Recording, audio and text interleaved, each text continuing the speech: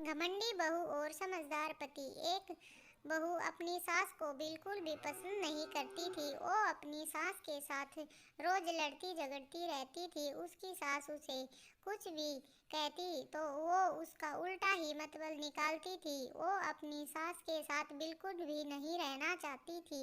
उसका पति अपनी माँ से बहुत प्यार करता था। उसके पति ने अपनी पत्नी को खूब समझाया कि माँ के साथ रहने में ही हमारी खुशी है, पर वो कुछ भी सुनने को तैयार नहीं थी। उसने रट लगा रखी थी कि उसे अपनी सास के साथ नहीं रहना है। एक दिन जब उसका पति ऑफिस के काम से बाहर गया तो उसकी पत्नी अपनी सास से रोज की तरह लड़ झगड़ कर अपने बेटे को लेकर अपने मायके चली गई। उसकी सास ने उससे खूब समझाने की कोशिश की, पर उसने एक ना सुनी। 2 दिन बाद उसका पति जब ऑफिस का काम पूरा करके वापस आया तो उसने अपनी माँ से पूछा, माँ, शिल्पी और अरवण कहाँ हैं? तब उसकी माँ ने रोते रोते बताया कि बेटा बहू अरवण को लेकर अपने मायके चली गई। उसने अपने बेटे से कहा, तू बहू और अरवण को वापस ले आ, मैं कल वृद्धाश्रम चली जाऊंगी।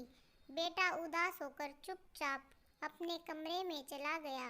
अगली सुबह वो अपनी पत्नी को लेने उसके घर गया। वहां पहुंचकर जब उसने अपनी पत्नी से वापस चलने को कहा तो उसकी पत्नी ने फिर से वही बोला कि मैं तुम्हारी माँ के साथ नहीं रहूंगी।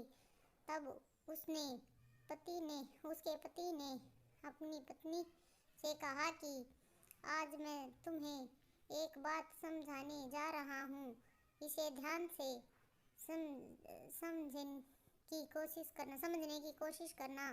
आज जिस तरह तुम मेरी माँ के साथ नहीं रहना चाहती, उसी तरह जब कल अरवण बड़ा होगा और उसकी शादी के बाद उसकी पत्नी ये बोलेगी कि मुझे तुम्हारी माँ के साथ नहीं रहना, तब तुम्हें कैसा लगेगा? क्या तब तुम अपने बेटे की जुदाई सहन कर पाओगी? इतना कहते ही शिल्पा जोर जोर से रोने लगी और अपने पति के पैरों में गिरकर उससे माफ़ी मांगने लगी।